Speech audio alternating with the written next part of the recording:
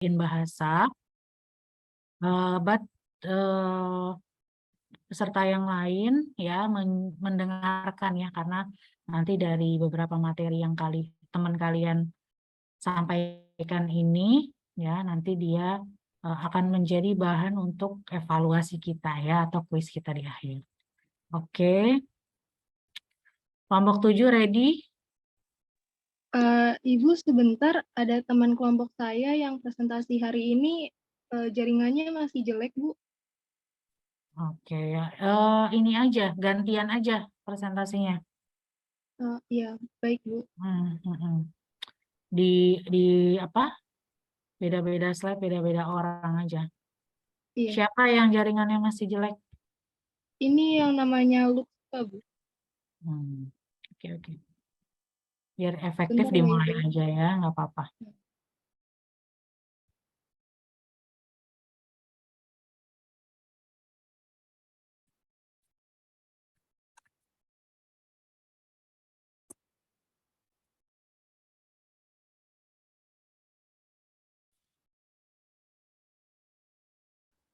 Izin memulai ya, Ibu. Ya, silakan. Assalamualaikum warahmatullahi wabarakatuh. Saya Sabrina Yutadika selaku moderator jalannya presentasi kelompok 7. Untuk kelompok 7 bisa dimulai presentasinya.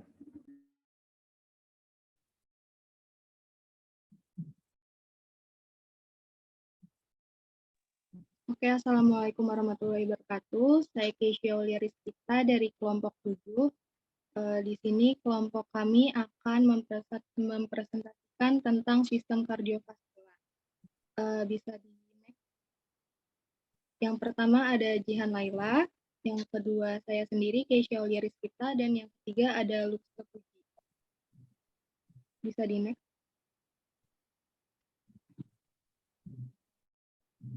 Ya, yang pertama ada darah.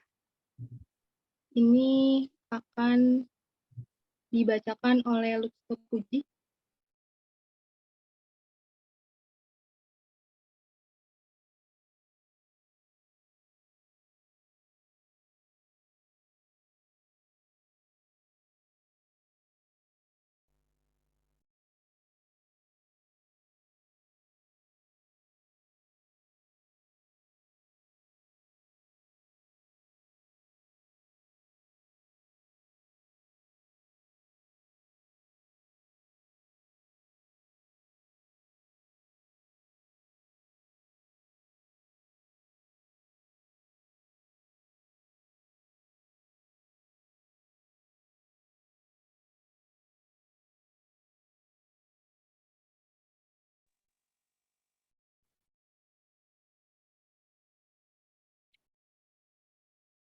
Okay, looks still have a problem.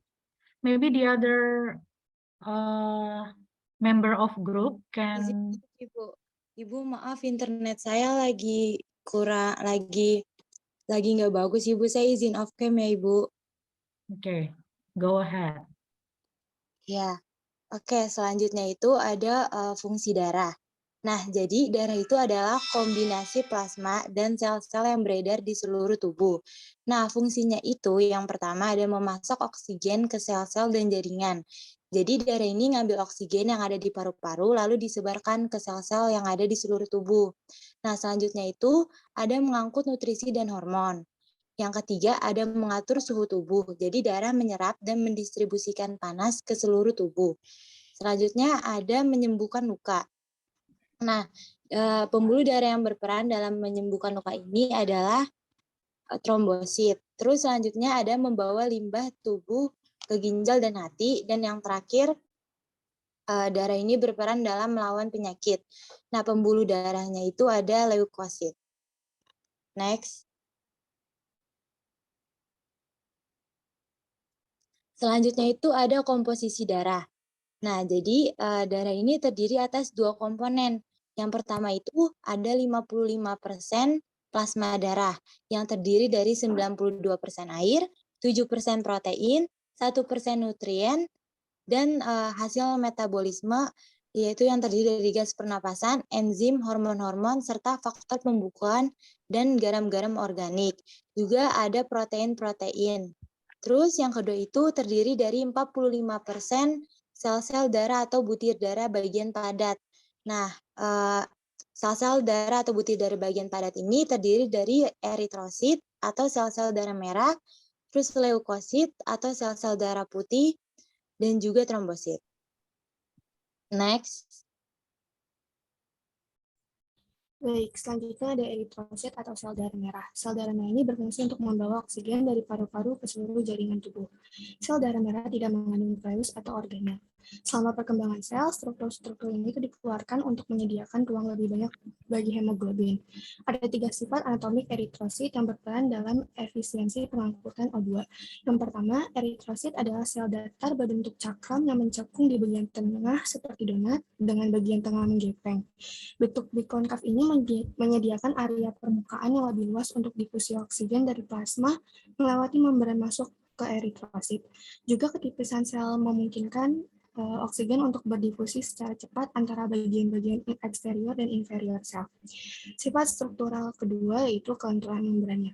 Karena sangat lentur, eritrosit dapat mengalir melalui kapiler sempit yang berkelok-kelok untuk menyalurkan O2 di tingkat jaringan tanpa mengalami ruptur selama proses berlangsung. Sifat anatomik ketiga adalah adanya hemoglobin di dalamnya. Hemoglobin adalah metaloprotein di dalam sel darah merah yang berfungsi sebagai pengangkut oksigen dari paru-paru ke seluruh tubuh. Hemoglobin ini hanya ditemukan di dalam eritrosit. Sebuah molekul hemoglobin memiliki 2 bagian. Yang pertama itu bagian globin. Bagian globin ini merupakan suatu protein yang terbentuk dari 4 rantai polipeptida yang sangat berlipat-lipat. Yang kedua ini 4 gugus non-protein yang mengandung besi yang dikenal sebagai gugus Hem, dengan masing-masing terikat ke salah satu polipeptida. Masing-masing dari keempat atom besi dapat berikatan secara reversibel dengan satu molekul O2. Karena itu, setiap molekul hemoglobin dapat mengambil 4 penumpang O2 di paru-paru. Selanjutnya ada enzim kunci dalam eritrosit. Yang pertama ini ada enzim glikolitik. Enzim ini penting untuk menghasilkan energi yang dibutuhkan untuk menjalankan mekanisme transport aktif yang berperan dalam mempertahankan konsentrasi ion yang sesuai di dalam sel. Yang kedua ada karbonat anhidrase. Karbonat anhidrase ini sangat berperan dalam transport CO2. Enzim ini mengkatalisis suatu reaksi kunci yang akhirnya menyebabkan perubahan CO2 yang dihasilkan oleh proses metabolik menjadi ion bikarbonat, yaitu bentuk utama pengangkutan CO2 di dalam darah. Seiring dengan penuaan eritrosit, membran plasma eritrosit yang tidak dapat diperbaiki menjadi rapuh dan mudah pecah ketika sel terjepit melewati titik-titik yang sempit di dalam sel sistem vaskuler. Sebagian besar sel darah merah yang sudah tua mengakhiri hidupnya di limpa karena jaringan kapiler organ ini sempit. Izin boleh, nama saya Rehana. Izin boleh dipelanin lagi nggak suaranya? Soalnya kecepatan gitu. Makasih. Oh iya, baik. Baik nih. Seiring dengan penuaan eritrosit, membran plasma eritrosit yang tidak dapat diperbaiki menjadi rapuh dan mudah pecah ketika sel terjepit melewati titik-titik yang sempit di dalam sistem vaskuler. Sebagian besar sel darah merah yang sudah tua mengakhiri hidupnya di limpa, karena jaringan kapiler organ ini sempit dan berkelok-kelok sehingga merusak sel-sel rapuh ini. Karena eritrosit tidak dapat membelah diri untuk mengganti sendiri jumlahnya, sel tua yang pecah harus diganti oleh sel baru yang diproduksi di pabrik eritrosit sumsum tulang, yaitu jaringan lunak yang sangat seluler dengan yang mengisi 7 rongga internal tulang. Sumsum tulang dalam keadaan normal menghasilkan sel darah merah baru, suatu proses yang dinamai eritropoiesis, dengan kecepatan menyamai kecepatan kerusakan sel tua. Next. Selanjutnya ada platelet atau trombosit. Platelet merupakan kepingan darah yang diproduksi oleh sumsum tulang. Trombosit ini berperan dalam proses pembekuan darah. Karena trombosit merupakan potongan sel, maka trombosit tidak memiliki nukleus. Namun, trombosit memiliki organel dan enzim sitosol untuk menghasilkan energi dan membentuk produk sekretorik. Produk sekretorik ini disimpan di banyak granula yang tersebar di seluruh sitosol. Selain itu, trombosit mengandung banyak aktin dan miosin yang menyebabkan keping darah ini mampu berkontraksi. Trombosit akan tetap berfungsi selama sekitar 10 hari. Setelah itu, keping darah ini dibersihkan dari sirkulasi oleh makrofag jaringan, terutama yang terdapat di limpa dan hati, dan diganti oleh trombosit baru yang dibebaskan dari sum-sum tulang. Selanjutnya ada hemostasis. Hemostasis ini merupakan peristiwa penghentian perdarahan akibat putusnya atau robeknya pembuluh darah. Hemostasis ini melibatkan 3 langkah utama. Yang pertama itu ada spasme vaskular. Spasme vaskular ini memperlambat aliran darah melalui kerusakan dan memperkecil kehilangan darah. Permukaan endotel yang saling berhadapan juga saling ditekan oleh spasme vaskular awal ini, sehingga permukaan tersebut menjadi lekat satu sama lain dan semakin menambal pembuluh yang rusak. Tindakan-tindakan fisik ini tidak cukup untuk mencegah secara sempurna pengumpulan darah lebih lanjut, tetapi dapat meminimalkan aliran darah yang dilalui pembuluh yang robek, hingga tindakan hemostatik lain dapat benar-benar menyumbat lubang tersebut. Langkah yang kedua itu ada pembentukan sumbat trombosit. Trombosit dalam keadaan normal tidak melekat ke permukaan endotel pembuluh darah yang licin, tetapi mereka melekat ke pembuluh darah yang rusak. Lapisan trombosit atau sumbat ini membentuk dasar dari sumbatan trombosit hemostatik pada tempat yang mengalami kerusakan. Trombosit yang teraktivasi juga melepaskan beberapa senyawa kimia yang penting dari granula simpanan mereka. Nah, di antara senyawa-senyawa kimia ini adalah adenosin difosfat, yang menyebabkan permukaan trombosit darah yang terdapat di sekitar mereka menjadi lekat sehingga trombosit tersebut melekat ke lapis pertama, gumpalan trombosit dan teraktivasi. Trombosit yang baru beragregasi ini melepaskan lebih banyak adenosin difosfat yang menyebabkan semakin banyak trombosit menumpuk dan seterusnya. Sehingga di tempat kerusakan cepat terbentuk sumbat trombosit melalui mekanisme umpan balik positif. Langkah yang ketiga itu ada koagulasi darah atau pembentukan bekuan darah. Proses pembekuan darah merupakan mekanisme bertingkat yang melibatkan kesinambungan pengaktifan faktor yang satu dengan yang lainnya. Proses ini terdiri dari rangkaian reaksi enzimatik yang melibatkan protein plasma yang disebut sebagai faktor pembekuan darah, fosfolipid, dan ion kalsium. Pada tahap terakhir pembukaan darah, trombin akan mengubah fibrinogen menjadi serat atau benang-benang fibrin yang dapat menyaring komponen-komponen darah yang berukuran besar, sel darah merah, dan plasma sehingga terbentuk bekuan darah. Next. Selanjutnya ada leukosit atau sel darah putih. Leukosit ini adalah unit yang dapat bergerak pada sistem pertahanan imun tubuh. Imunitas adalah kemampuan tubuh untuk menahan atau menyingkirkan benda asing atau sel abnormal yang berpotensi merugikan. Leukosit dan turun-turunannya bersama dengan berbagai protein plasma, ia membentuk sistem imun. Nah, jadi leukosit ini ada 5 macam nih. Yang pertama ada neutrofil. Neutrofil adalah spesialis fagostik. Sel-sel ini menelan dan menghancurkan bakteri secara intraselular. Neutrofil selalu menjadi pertahanan pertama terhadap invasi bakteri. Yang kedua ada eosinofil, yang merupakan salah satu jenis sel darah putih yang bertugas untuk melawan penyakit. Peningkatan eosinofil ini berkaitan dengan keadaan alergik atau keadaan alergik, misalnya asma. Terus yang ketiga ada basofil. Basofil adalah sel darah putih yang terbentuk di sumsum tulang. Jumlahnya paling sedikit di antara sel darah putih lainnya. Fungsinya, basofil ini adalah untuk melawan infeksi pada tubuh. Yang keempat ada monosit. Monosit adalah sekelompok sel darah putih yang berperan dalam kekebalan. Terus yang kelima ada limfosit, yaitu salah satu jenis sel darah putih yang bertugas untuk mencegah penyakit infeksi serta membantu melawan kanker. Bisa di next.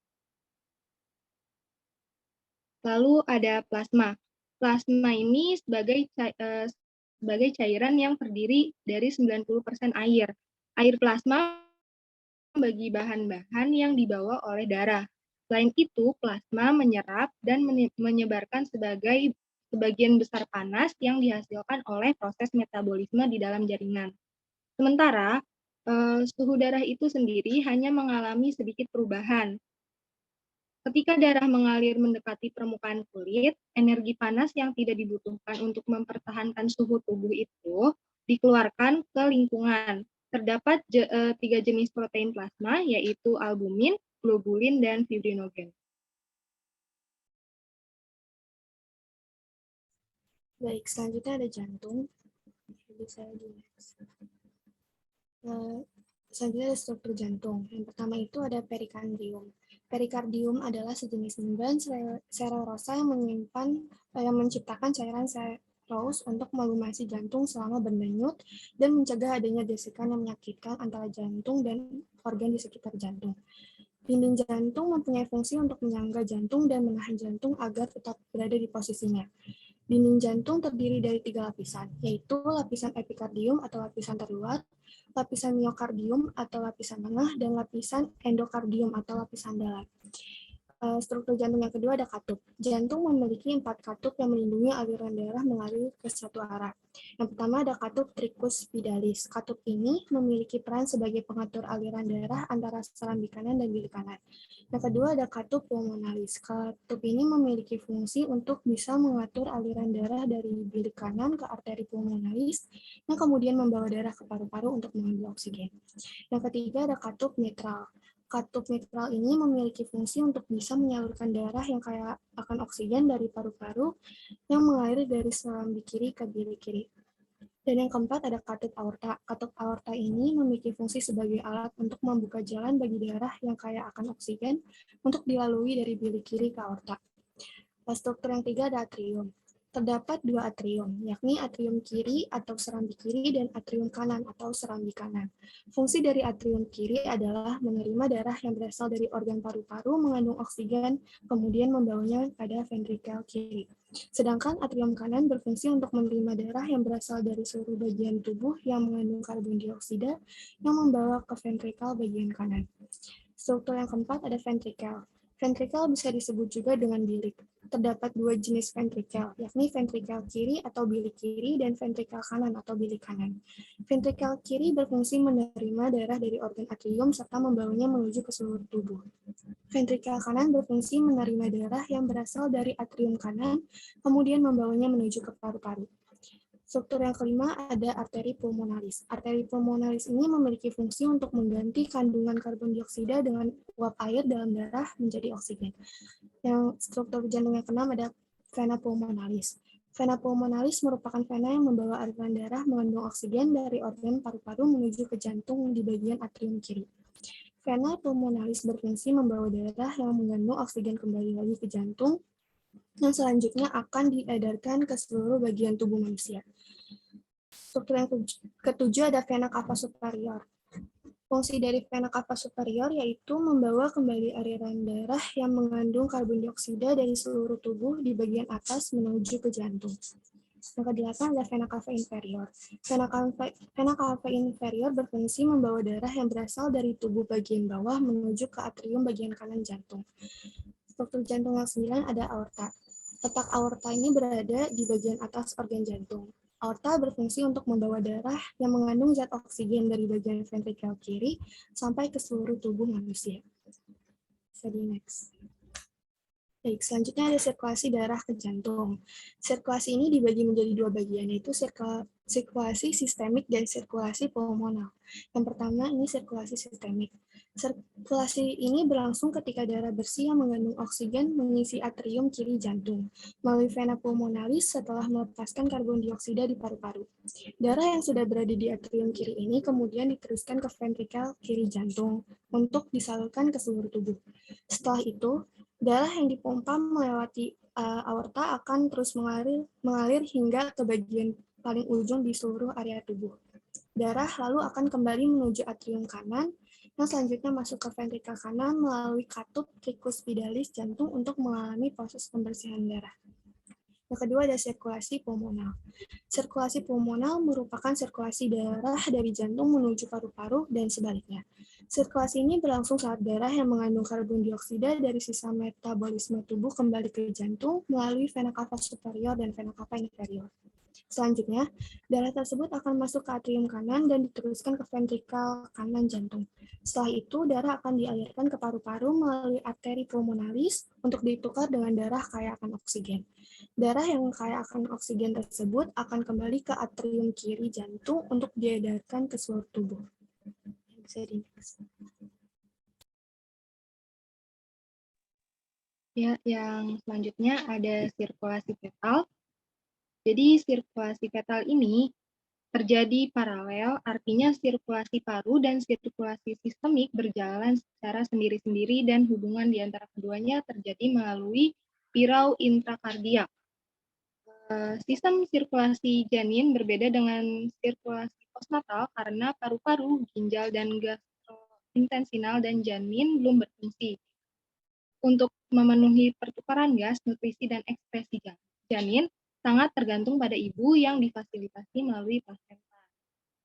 Terus sirkulasi fetal ini awalnya darah mengalir dari plasenta ke janin melalui vena umbilikalis yang terdapat di tali pusat. Jumlah darah yang mengalir melalui tali pusat sekitar 125 mili per kilogram per menit atau sekitar 500 mili per menit. Melalui vena umbilikalis dan ductus venosus, darah mengalir ke dalam vena cava inferior, bercampur darah yang kembali dari bagian bawah tubuh. Masuk atrium kanan di mana aliran darah dan vena cava inferior lewat melalui foramen oval ke atrium kiri, kemudian ventrikel kiri melalui arcus aorta dan dialirkan ke seluruh tubuh. Bisa di next.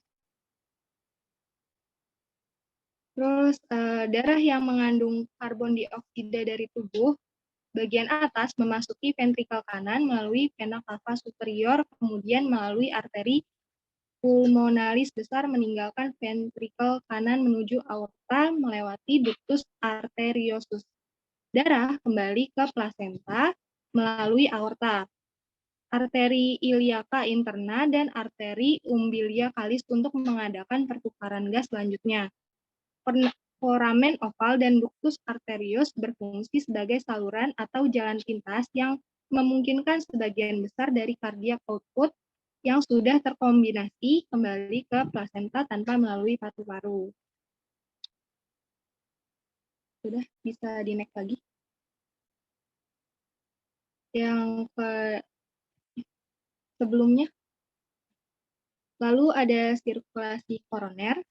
Jadi saat kontraksi jantung sedikit mendapat aliran oksigenisasi darah dari arteri koroner, cabang dari aorta ascendentes. Saat relaksasi, di mana tekanan darah yang tinggi di aorta, darah akan mengalir ke arteri koroner, selanjutnya ke kapiler, kemudian ke vena koroner. Pendarahan otot jantung berasal dari aorta melalui dua pembuluh utama, yaitu arteri koroner dan arteri koroner kiri.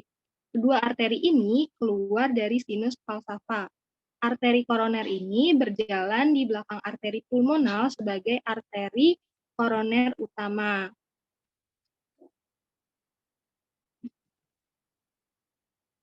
Lalu, arteri koroner kanan berjalan ke sisi kanan jantung. Pada sulcus atrioventrikuler jantung kanan. Pada dasarnya, arteri koroner kanan memperdarahi atrium kanan, ventrikel kanan, dan dinding sebelah dalam dari ventrikel kiri. Rumus sirkumfleks memberi nutrisi pada atrium kiri dan dinding samping serta bawah dari ventrikel kiri. Rumus descenden anterior memberi nutrisi pada dinding depan ventrikel kiri yang masif. Meskipun nodus SA letaknya di atrium kanan, tetapi hanya 55% kebutuhan nutrisinya dipasok oleh arteri koroner kanan. Sedangkan 45% lainnya dipasok oleh cabang arteri sirkumfleks kiri.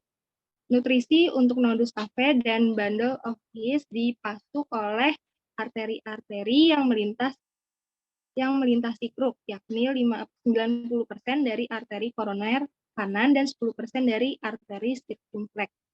Setelah darah mengalir melalui arteri-arteri koroner dan membawa oksigen dan nutrisi ke otot jantung, Darah mengalir masuk ke vena di mana dikumpulkanlah CO2 dan zat-zat sampah.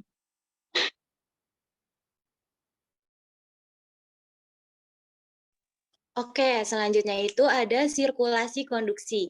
Jadi, jantung ini kan berfungsi untuk memompa dan mengirim darah ke seluruh jaringan tubuh kan.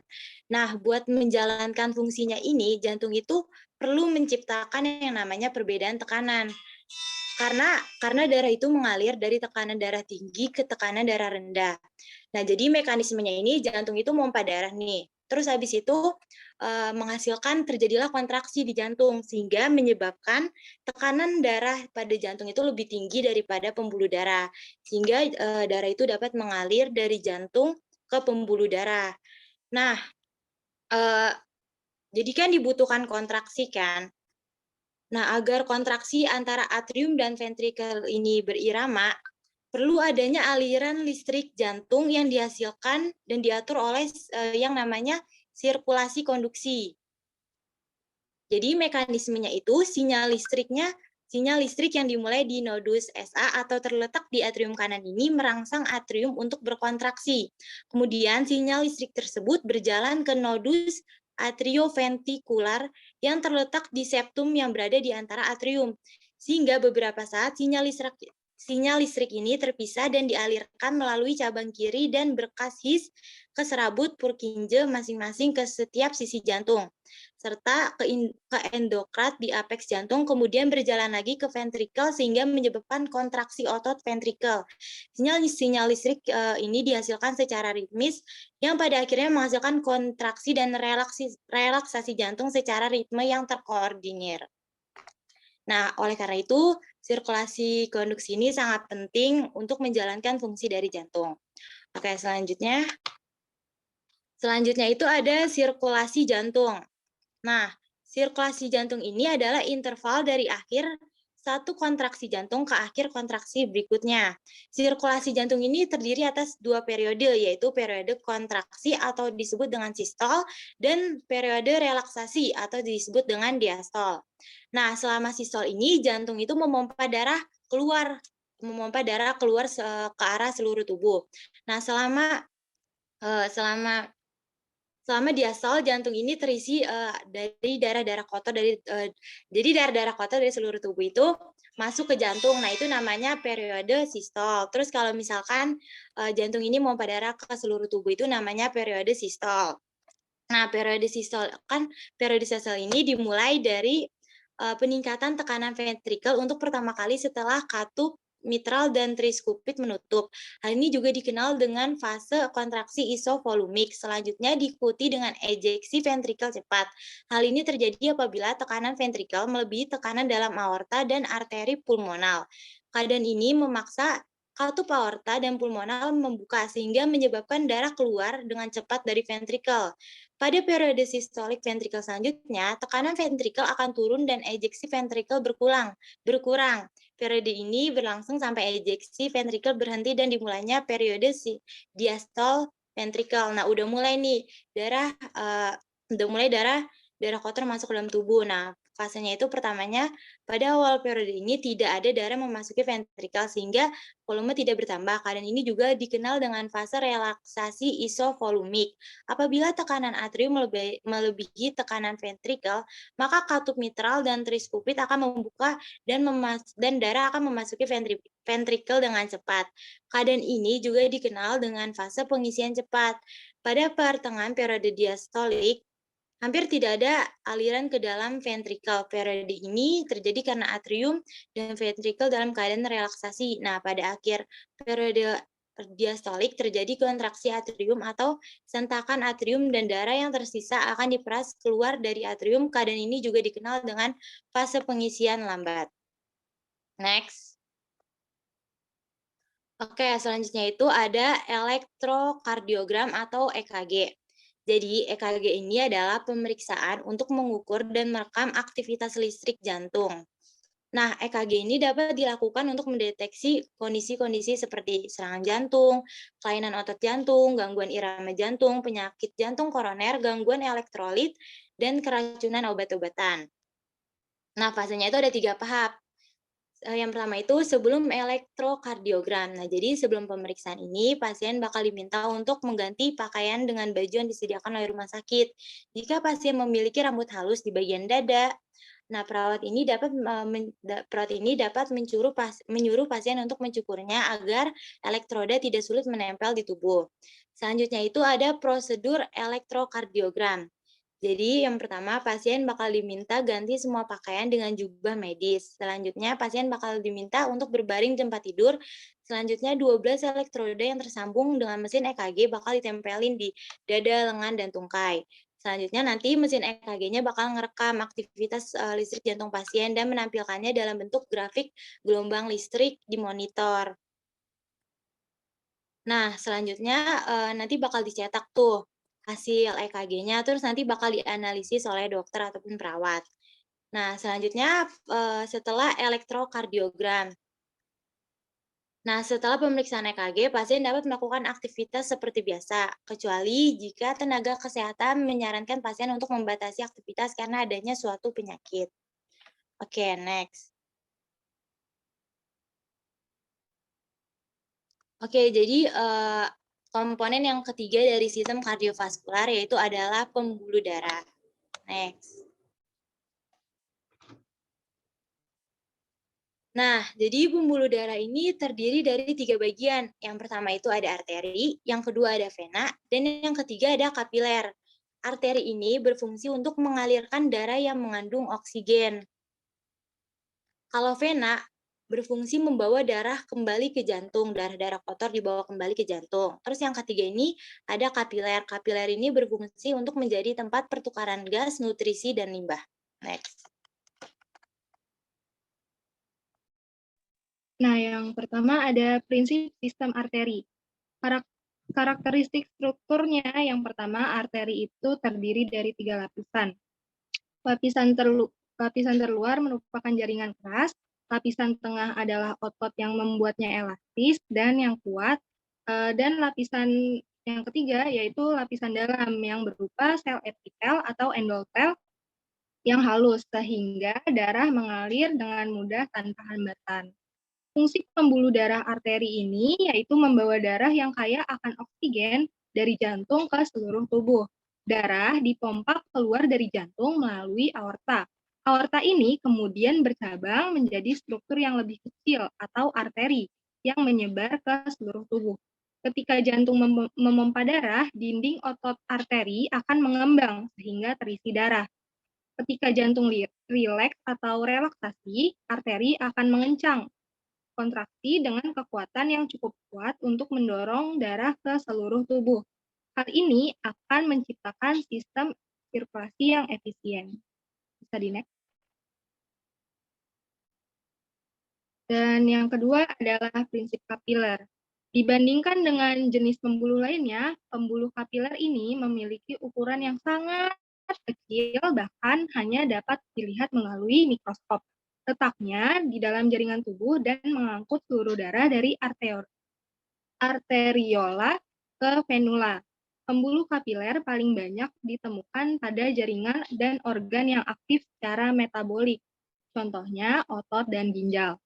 Pembuluh kapiler ini memungkinkan terjadinya difusi zat seperti glukosa, asam amino, urea, dan karbon dioksida antar sel. Dalam pembuluh kapiler, leukosit mampu keluar menembus dinding ke jaringan seperti untuk menyerang patogen yang masuk ke dalam tubuh. Fenomena ini disebut sebagai diapedesis. Baik, selanjutnya yaitu ada pengisian kapiler.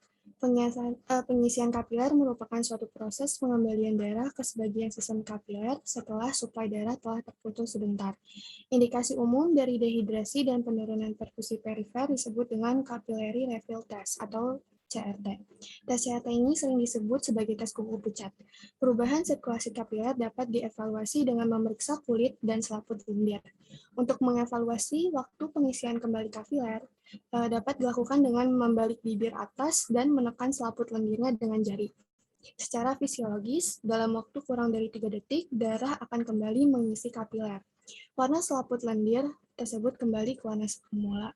Akibat gangguan sirkulasi, waktu pengisian kapiler ini menjadi lama dan menjadi lebih pendek bila mana terjadi peningkatan tekanan darah. Capillary refill test ini dilakukan untuk menilai kecukupan sirkulasi seorang individu dengan curah jantung yang buruk. Capillary refill ini juga dapat diuji dengan menekan kuat kuku dan memperkirakan waktu yang dibutuhkan untuk darah kembali setelah tekanan dilepaskan. Pada orang normal dengan curah jantung yang baik, capillary refill harus memakan waktu kurang dari 3 detik. Jika waktu lebih dari 3 detik, maka akan dianggap sebagai tanda sirkulasi digital lamban, dan waktu dari 0 detik dianggap abnormal. Yang selanjutnya, tekanan darah. Tekanan arteri rata adalah gaya pendorong utama yang mengalirkan darah ke jaringan. Tekanan ini harus cukup tinggi untuk menjamin tekanan pendorong yang memadai. Tanpa tekanan ini, otak dan organ lain tidak akan menerima aliran yang memadai. Tekanan juga harus tidak terlalu tinggi, sehingga tidak menimbulkan tambahan kerja bagi jantung dan meningkatkan risiko kerusakan pembuluh darah serta kemungkinan pecahnya pembuluh darah halus. Adapun faktor yang mempengaruhi tekanan arteri rata. Yang pertama itu tekanan arteri rata bergantung pada curah jantung dan resistensi perifer total. Nah, curah jantung ini bergantung pada kecepatan jantung dan isi sekuncup. Yang ketiga, kecepatan denyut jantung ini bergantung pada keseimbangan relatif aktivitas parasimpatis yang menurunkan kecepatan jantung dan aktivitas simpatis yang meningkatkan kecepatan jantung. Selanjutnya, isi sekuncup juga meningkat jika aliran balik vena meningkat. Aliran balik vena ditingkatkan oleh fase kontraksi vena yang diinduksi oleh saraf simpa isi, pompa otot rangka, dan pompa pernafasan, serta penghisapan jantung. Yang keenam ini, volume darah sirkulasi efektif dipengaruhi oleh seberapa banyak darah dikembalikan ke jantung. Yang ketujuh, penentu utama lain seperti tekanan darah arteri rata, resistensi perifer total ini bergantung pada jari-jari semua arteriol serta kekentalan darah. Jari-jari arteriol dipengaruhi oleh kontrol metabolik lokal yang menyamakan aliran darah dengan kebutuhan metabolik. Jari-jari arteriol juga dipengaruhi oleh aktivitas simpatis dan secara ekstrinsik dipengaruhi oleh hormon vasopressin dan angiotensin. Selanjutnya ada tindakan kontrol jangka pendek dan jangka panjang. Tekanan arteri rata secara terus-menerus dipantau oleh baroreseptor di dalam sistem sirkulasi. Ketika terdeteksi adanya penyimpangan dari normal, berbagai respons refleks teraktifkan untuk mengembalikan tekanan arteri rata ke nilai normalnya. Adapun tindakan kontrol tersebut dibagi menjadi dua, yaitu dengan penyesuaian jangka pendek dan kontrol jangka panjang. Penyesuaian jangka pendek dilakukan dengan mengubah curah jantung dan resistensi perifer total yang diperantarai oleh pengaruh sistem saraf autonom pada jantung, vena, dan arteriol. Penyesuaian jangka pendek ini terjadi dalam hitungan detik. Sedangkan kontrol jangka panjang dicapai dengan menyesuaikan volume darah total dengan memulihkan keseimbangan garam dan air melalui mekanisme-mekanisme yang mengatur pengeluaran urin dan rasa haus. Besar kecilnya volume darah total ini nantinya akan berdampak besar pada curah jantung dan tekanan arteri rata. Kontrol jangka panjang ini terjadi dalam hitungan menit hingga dalam hitungan hari.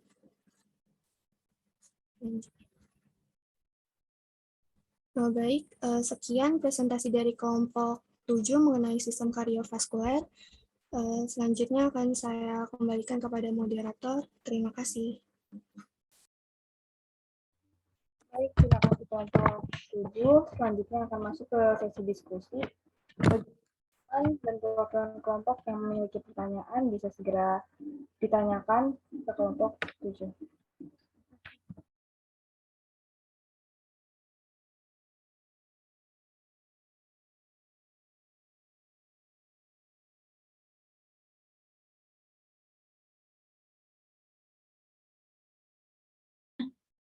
Bertanya pada kelompok 7 ini.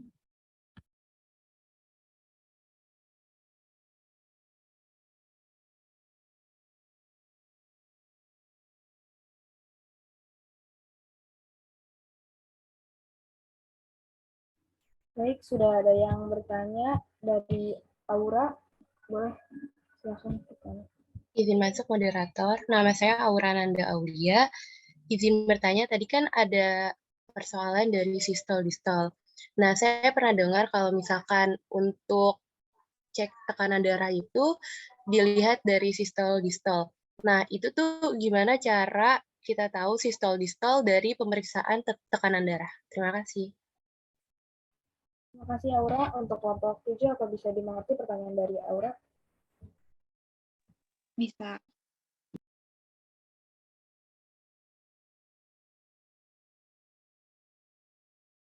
Izin moderator mungkin bisa ditampung dulu pertanyaannya, nanti dijawab di akhir. Baik, untuk pertanyaan kedua bisa ditanyakan untuk Nurlilis. Izin masuk moderator. Perkenalkan saya Nurlilis. Di sini saya ingin bertanya. Misalkan jika ada seseorang yang mempunyai kayak riwayat gagal jantung gitu, bisa nggak sih kayak melakukan aktivitas-aktivitas berat? Terima kasih.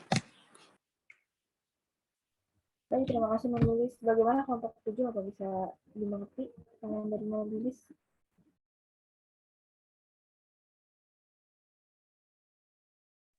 Oke, dapat dimengerti.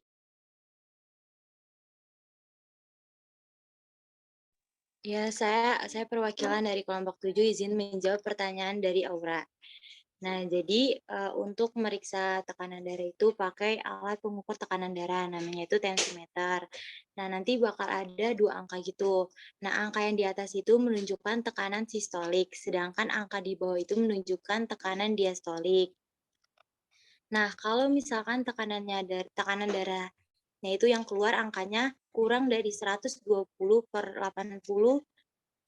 maka dapat dikatakan normal. Namun jika tekanan darah pada kisaran antara 120 sampai 129 sistolik dengan diastolik kurang dari 80, maka hal tersebut menunjukkan prahipertensi. Selanjutnya, kalau tekanan darah kisaran 130 sampai 139 sistolik atau 80 sampai 89 diastolik menunjukkan hipertensi. Apa dapat dimengerti, Aura? Udah kelompok, makasih kelompok. Ya, oke. Baik, di sini saya akan menjawab pertanyaan dari Nurlilis, yaitu apakah seseorang yang memiliki riwayat gagal jantung bisa melakukan aktivitas berat? Nah, ini tuh tergantung aktivitas beratnya tuh apa.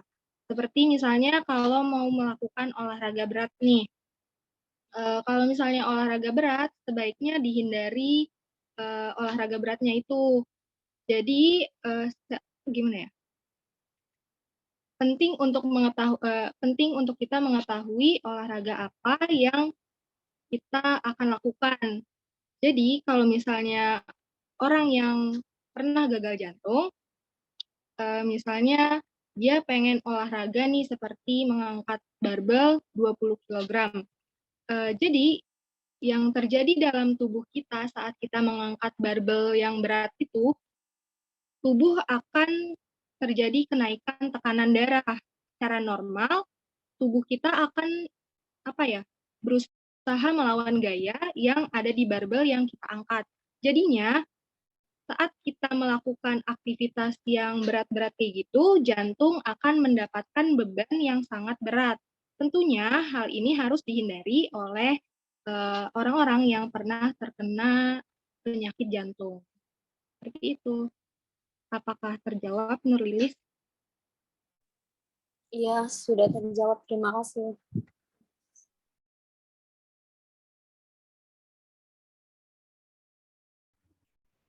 Baik, apakah masih ada yang ingin bertanya atau kurang jelas presentasi dari kelompok 7, teman-teman?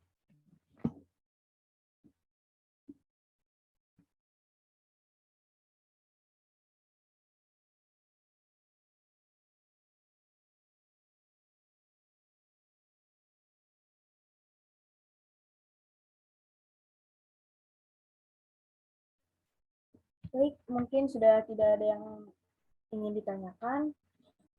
Saya selaku moderator jalannya presentasi hari ini undur diri dan saya kembalikan kepada Ibu Puspita. Wassalamualaikum warahmatullahi wabarakatuh.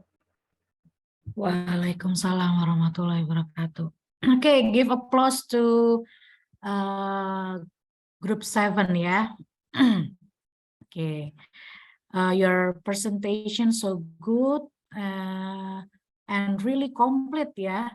Jadi udah lengkap banget nih kelompok 7 dan upayanya juga slide-nya diinggriskan walaupun makalahnya masih bahasa Indonesia ya. It's okay. Ya tapi medianya sudah di bahasa Inggris kan, ini keren sekali ya.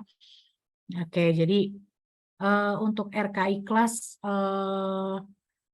kita sama-sama terus ya belajar untuk terbiasa dengan bahasa Inggris ya.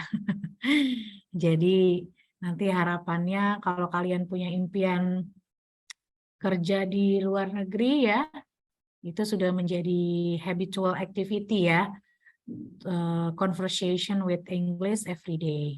Oke. Sebelumnya dari penjelasan teman-teman yang tadi ya, ada pertanyaan nggak?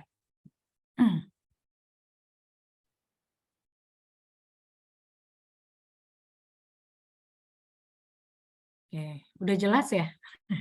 Tadi pertanyaan, silakan kelompok di close dulu screen-nya, biar saya bisa share screen gantian.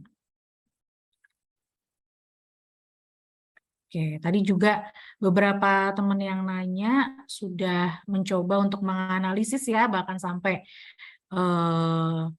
apa sih sistol diastol, gimana cara ngeceknya, terus kalau ada orang olahraga dengan penyakit jantung boleh nggak ya, dia olahraganya berat gitu ya. Nah, sebelumnya ya karena ini pelajaran anatomi fisiologi ya, jadi kita akan perdalam dulu atau kita akan memperjelas dulu terkait dengan anatominya ya. Kemudian kita akan perdalam lagi terkait dengan fungsinya dulu ya, karena ini masih belajar yang normal ya. Nanti ketika kita ngomongin gangguan, kalian akan lebih perdalam lagi di pelajaran patologi ya. Jadi kita baru masuk ke penyakit-penyakit atau gangguan masalah terkait kardiovaskulernya di patologi. Cuman di sini kalian tuh harus paham dulu ya, levelnya bukan cuma tahu nih, harus sampai paham karena setiap penyakit itu alurnya adalah ketidaknormalan dari sistem fungsinya gitu ya. Jadi itu yang perlu dipahamin. Oke. Untuk heart ya atau jantung, tadi temannya udah jelasin ada berapa chamber? Masih ingat? Izin 4. Oke, 4 chamber ya. Oke, there is 2 atria and 2 ventricle. Oke, for the valve ya, a heart valve. How many heart valve? Anybody knows? Valve itu katup. 4 juga. Also 4. Oke. Ya, there is 4 valve too ya. Oke. Anybody can mention what is it or the name of the valve?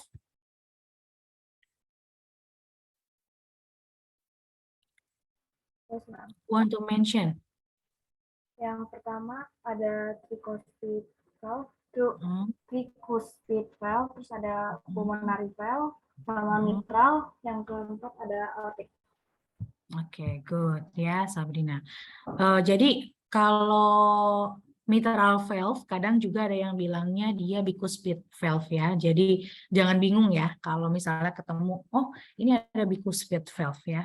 Gitu. Oke, saya sih ngulas sedikit aja tadi yang temannya sudah bahas ya.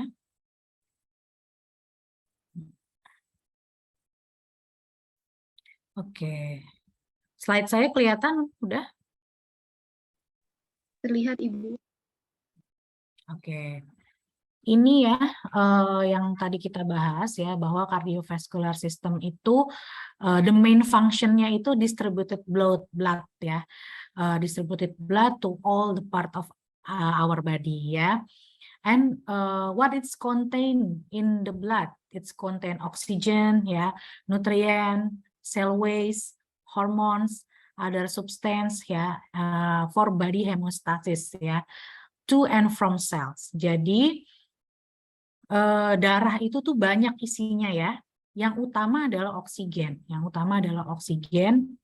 Terus nutrisi yang dibutuhin untuk tubuh kita udah pasti. Dan ketika nutrisi itu masuk ke sel, dia akan dirubah ya. There is a metabolism. Nah, ways of metabolism itu berupa CO2 ya. Bisa CO2 dan HCO3. Yang CO2 atau karbon dioksida itu nanti akan dikeluarkan lewat paru-paru, yang HCO3 akan dikeluarkan lewat urin ya. Jadi cell waste-nya kita tuh harus dikeluarkan dari tubuh. Kalau enggak nanti kita bisa keracunan ya. Oke, and then ada hormon ya, ada substansi lain ya yang dibentukkan untuk homeostasis. Homeostasis itu keseimbangan tubuh ya. Keseimbangan tubuh. Jadi darah ini berfungsi ya menerima semuanya dari dalam dan dari luar sel ya. Oke, sekarang kita sama-sama review ya bagian dari jantung nih. Ini yang nomor 1. Nah, ada yang tahu nggak nih nomor 1 nih apa?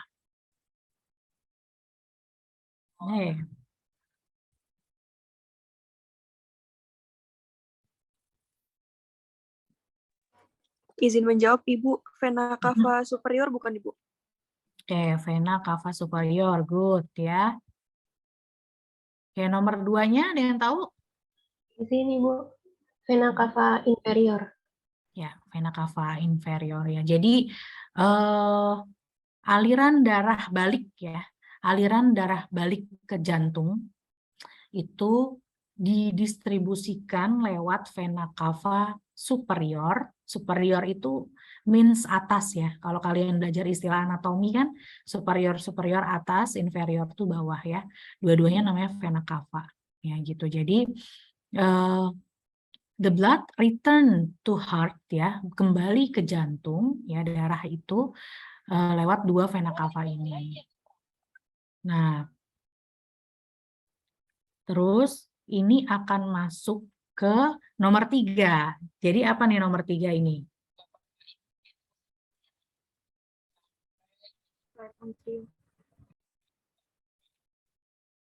Anybody knows? Atrium kanan, Ibu. Yes, right atrium, atau kalau kita bahasa istilah anatominya atrium dextra ya, dextra atrial gitu. Jadi atrium kanan ini yang nerima darah ya. Kenapa warnanya biru? Ayo.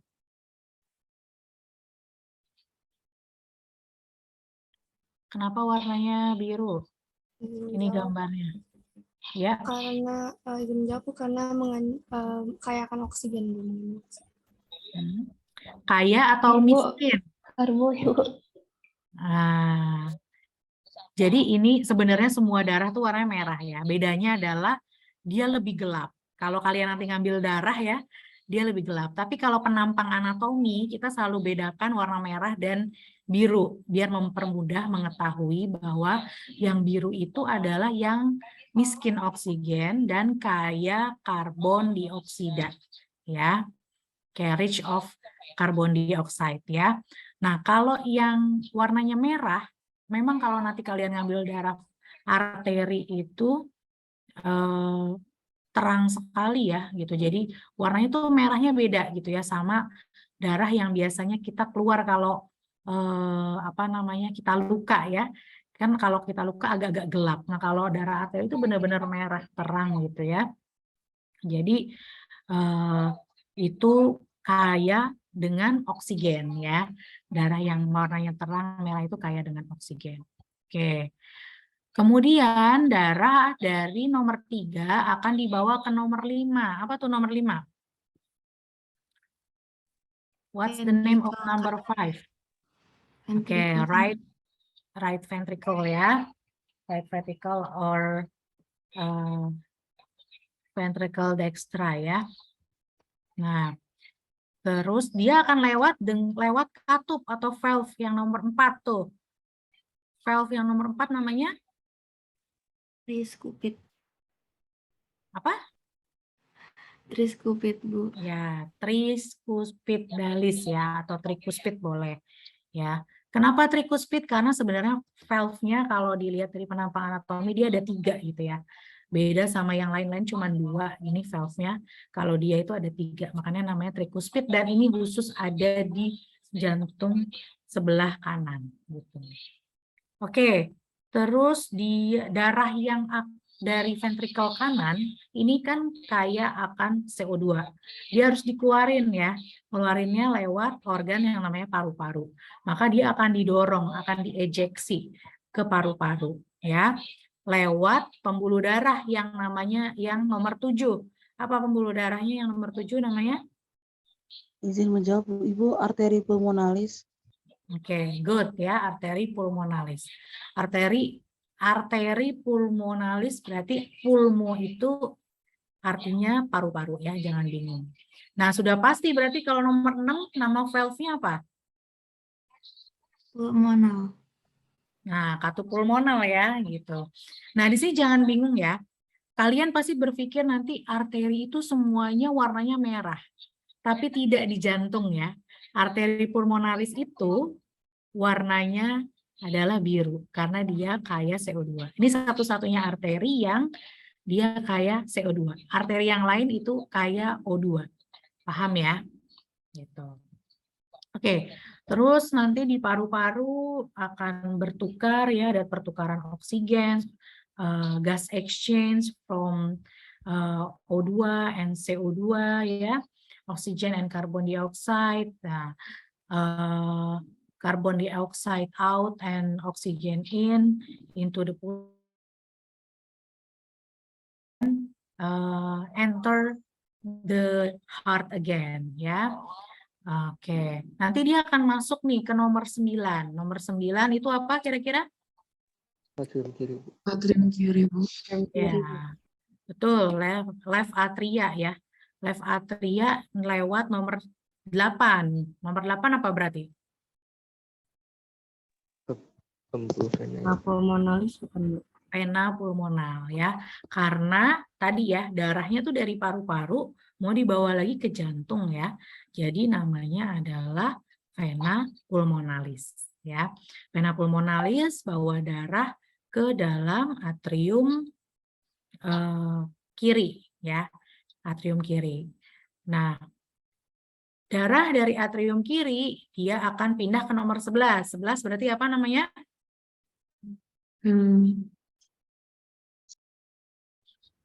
Ventricle kiri, Bu. Ya, ventricle kiri. Lewat katup yang nomor 10 namanya apa? Katup mitral. Katup mitral ya. Atau tadi bisa dibilang katup apa? Bikuspid ya, B ya. Oke, bikuspid. Good ya. Oke, ini udah sampai di ventricle kiri ini. Tugas ventricle kiri adalah distributed blood to all the body ya. Distributed blood to all the body. Jadi dia akan lewat pembuluh yang paling besar di jantung. Ya, yang nomor 13. Namanya apa pembuluh darahnya? Aorta, Bu. Ya, ini pembuluh darah yang paling besar di jantungnya namanya aorta. And then lewat katup yang nomor 12 namanya? Aortik, Ibu. Ya, udah pasti katup aorta ya. Oke, jadi gampang ya mempelajari letak jantung dan fungsinya ya. Nanti kalau belajar patofisiologi, kalian tuh akan belajar bagaimana kalau ada tahanan, bagaimana kalau di jantung ini ada sumbatan. Nah, kelainannya akan seperti itu. Yang penting kalian hafal dulu peredaran darah. Tadi yang kita bahas adalah circular systemic and pulmonal systemic. Jadi circular systemic artinya peredaran darah dari seluruh tubuh sampai balik lagi ke vena cava. Kalau pulmonal sistemik itu artinya peredaran darah bagaimana dari darah kotor dibawa ke paru-paru sampai nanti dia akan masuk lagi menjadi darah yang kaya akan oksigen, gitu ya. Oke, sampai sini jelas? Jelas, Ada Ibu. pertanyaan? Jelas, Oke. Bu. Nah, ini harus pakem ya hafalan kalian terkait ini. Jadi ketika nanti dibolak-balik nggak bingung ya. Jadi kalau kalian masih bingung, don't worry ya, asking ya. Jadi kita di sini diskusi aja karena dari tadi juga temennya sudah men-trigger ya apa yang disampaikan. Dan itu sudah lengkap ya, lengkap banget ya yang temennya tadi sampaikan PPT-nya. Oke, this is the position of heart ya. The position of heart itu ada di namanya rongga mediastinum ya. Center of our body ya. Of course it's in cavity of thorax ya, ada di rongga toraks ya. Kemudian flank each side by lung. Jadi dia ada di tengah-tengah jantung kita ya. Nah, itu adalah jantung. Apex itu ada yang di ujung ya, apexnya ada yang di ujung, sedangkan basalnya yang di atas. Base itu basal ya, atau dasarnya justru yang di atas. Ya agak runcing ini namanya apex ya. Oke. Nah, jantung ini kalau dilihat 2/3-nya ada di sebelah kiri ya. Jadi jantung kita lebih banyak posisinya ada di sebelah kiri dibanding yang di sebelah kanan. Gitu. Nah, ini adalah walls-nya atau dindingnya ya. Ingat aja dinding yang paling dalam itu namanya endokardial ya atau endokardium. Kalau yang tengah namanya miokardium. Kalau mio ya itu artinya otot ya, miokardium. Sedangkan yang paling luar itu adalah epikardium. Lapisan paling luar jantung epikardium. Nanti epikardium ini juga punya lapisan lagi 2 ya. Ada yang visceral dan ada yang parietal ya. Jadi ini bagian dari jantung kita kalau dibelah isinya apa sih gitu ya. Ada bagian endo itu selalu dalam ya. Kemudian miokardium itu adalah bagian jantung dan outer epikardium itu adalah bagian luar. Nah, ini yang tadi saya jelasin bahwa dia ada 2 lapisan ya, temannya juga udah bahas, ada parietal. Parietal itu yang paling luar ya, sedangkan visceral yang paling dalam. Dan di tengah-tengahnya itu ada pericardial fluid atau cairan perikardial. Ya, itu yang bedain. Oke, ini tadi kita sudah bahas ada 2 chamber ya, ada atria dan ventricle. Jadi kalau atria itu yang receiving chamber, ventricle yang ngisi, terus nanti dia ejeksi ke organ yang diinginkan, gitu ya. Oke, tadi kita udah bahas ini juga ya, ada 4 valve. Jadi sebenarnya jenisnya ada 2 ya. Yang menghubungkan arteri sama ventricle itu namanya anterioventricular valve ya. Itu ada 2, tricuspid sama mitral ya. Sedangkan ada semilunar valve. Jadi jangan bingung ya kalau ketemu semilunar valve itu juga ada 2, pulmonary sama aortic. Gitu. Jadi yang arterioventricular yang hubungin arteri sama ventricle ada tricuspid bicuspid atau tricuspid dan mitral, dan yang semilunar ada pulmonary dan aortic. Nah, ini juga tadi udah dibahas sama temennya, ada blood vessel ya. Blood vessel itu yang isinya adalah banyak dengan oksigen ya. Itu namanya arteri. Nah, ujungnya dari arteri, cabang kecilnya itu namanya arteriol, ya. Nanti dia akan berpindah nih, ya, di ujung ya, namanya kapiler darah atau blood kapiler ya. Jadi di blood kapiler ini,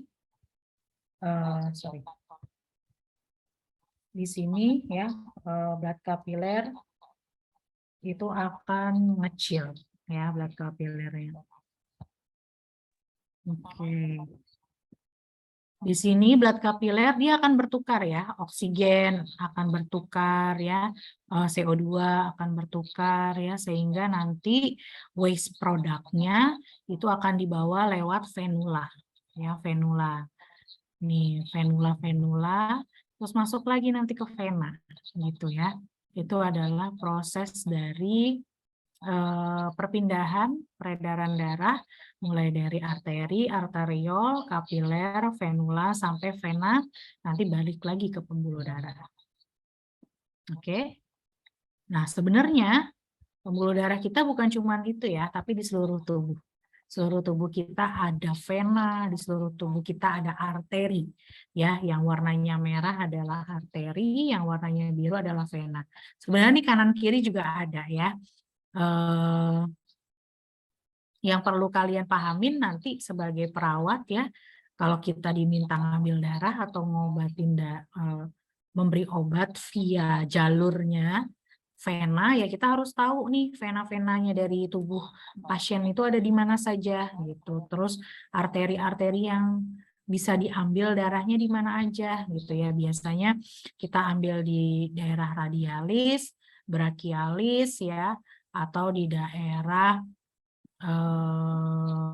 femoralis ya, daerah sini, bagian paha bawah. Gitu. Oke, ini tadi juga udah dibahas sama temennya ya, ada heart function, ada sistol dan diastol yang bisa diketahui lewat apa namanya tensi darah ya, sigmometer. Nah, itu ada dua ya, nilai sistol itu nilai ya. Itu nilai sistol itu adalah nilai ketika si jantung ini berkontraksi. Dia ejeksi gitu ya, menumpahkan darah keluar. Itu namanya sistol. Tapi ketika dia memelar terus ngisi darahnya ke ventricle ya, itu namanya relaksasi atau itu nilai diastol ya. Tadi temennya juga udah jelasin berapa tekanan darah normal tadi? 120/80. Ya, betul ya, 120/80 itu yang normal. Nanti ada yang tidak normal, ada yang hipo, ada yang hiper ya. Oke. Ini saya lanjut aja, tadi kita sudah bahas ya. Nah, ini juga sirkulasi yang tadi saya bahas, ada pulmonal dan sistemik ya. Di sini masih ada yang bingung nggak?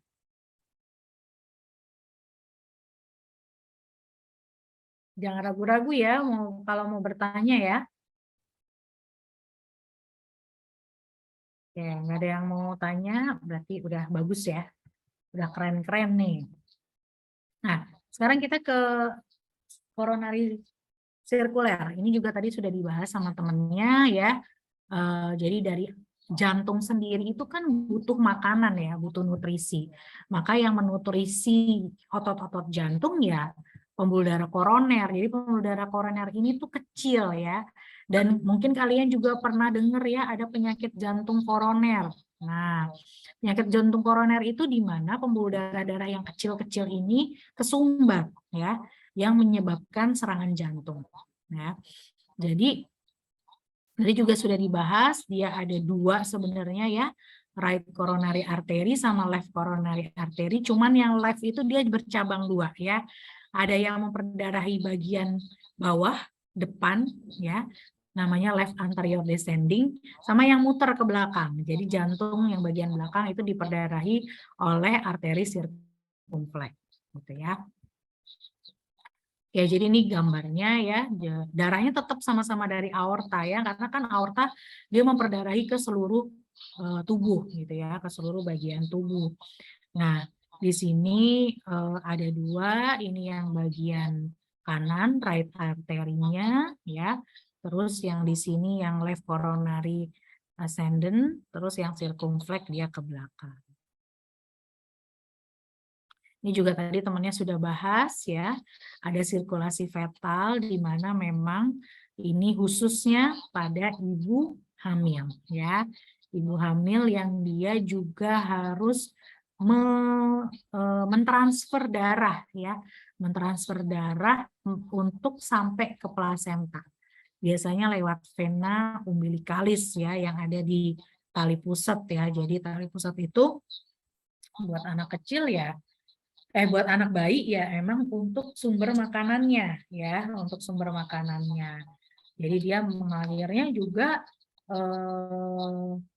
dalam vena cava inferior ya, nanti bercampur dari darah yang bagian bawah tubuh masuk ke atrium kanan ya, di mana aliran darahnya ini juga melalui foramen oval di atrium kiri, kemudian masuk ke ventricle kiri melalui sirkus aorta ya, kemudian darah dialirkan ke seluruh tubuh. Gitu ya. Nah, ini darah yang mengandung karbon dioksida dari tubuh bagian atas, sama ya, pasti masuk lewat ventrikel kanan, kemudian melalui arteri pulmonalis besar, meninggalkan ventrikel kanan, menuju aorta lewat ductus arteriosus. Nah, kemudian darah bisa kembali lagi ke plasenta melalui aorta, ya, lewat arteri iliaca interna dan arteri umbilikalis untuk mengadakan pertukaran gas selanjutnya. Ya, jadi foramen oval sama ductus arterius ini akan muncul ketika ibu mengalami kehamilan, dan di situ merupakan saluran atau jalan pintas ya untuk memungkinkan sebagian besar dari cardiac output ya yang sudah terkombinasi kembali ke plasenta tanpa melalui paru-paru gitu ya. Oke, ini juga tadi sudah dibahas, ada siklus jantung ya, bagian konstriksi sistol dan diastol atau dilatasi ya. Lama waktunya konstriksi ventrikel itu 0,3 detik ya. Sedangkan dilatasinya ventrikel 0,5 detik. Jadi sangat-sangat cepat ya jantung kita berdetak ya untuk mengisi chamber dan mengeluarkannya. Nah, di jantung darah yang dikeluarkan ya dalam 1 menit itu namanya curah jantung.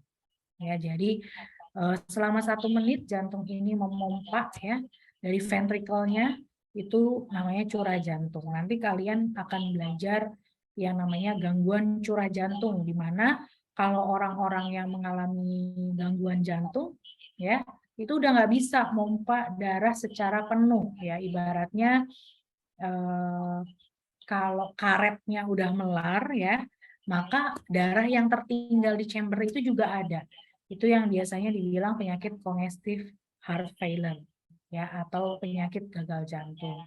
Pada pasien-pasien kayak gini bisa nggak untuk beraktivitas berat? Nah, tadi ada pertanyaan ya.